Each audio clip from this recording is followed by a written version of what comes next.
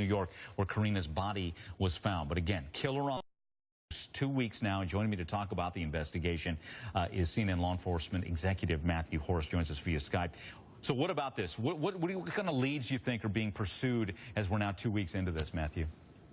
Well, you know, Mike, they admitted from the very beginning that there was DNA evidence that they found at the scene. This was a gruesome crime and a sexual assault.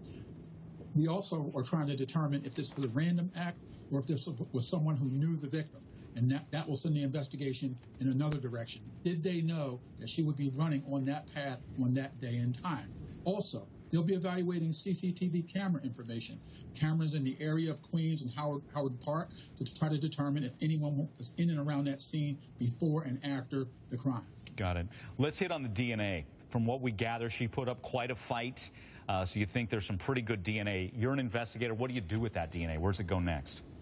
Well, that'll be examined against known DNA samples. They'll be evaluating if there are known predators that live in and around the area. And also, they've already spoken to witnesses along the way to try to determine if anyone saw anyone in or around that crime scene before and after the crime. Yeah, you know, I've heard a couple of residents talking. This is different reporting.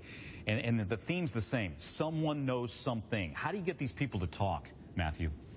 Well, first thing is there's a pretty hefty reward out on the streets right now, and generally reward of that size yields results fairly quickly. But also, there are things that people may not know that mean something to the crime. Someone who may have been running or walking in or around the scene, someone who may have said something the day after or the day before. So slowly but surely, police will take their time, methodically and systematically, and pretty soon we hope to see someone in custody in this case very soon. Got it. You know, one other thing we know, and I think you kind of touched on it, she had 11,000 plus followers on Instagram. What do you think? Do you think this is someone that knew her, stalked her, or knew of her anyway?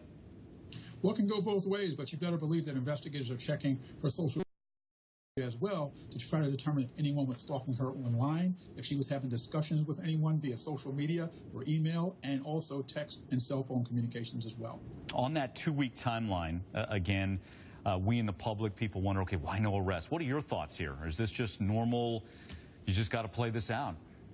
Based on my experience, you have to let the process work itself out. Detectives and investigators are being very systematic. They don't want to make mistakes in cases like this. And even when they get evidence, generally evidence leads to more evidence that leads to more evidence. There can be 10 interviews, 20 interviews, or even 100 interviews, in addition to what's happening with the physical evidence like DNA, crime scene evaluation. They might have found footprints or tire tracks. There's a lot of things that go into investigating cases like this, Mike. Matthew, thanks again. There you see the number on the screen there. If you think you have any information on this, even if you don't think it's important, oftentimes that one tip could mean the difference. So call that number there. Matthew, thanks again. Appreciate that. Let's go to Melissa now. More of the day's headlines.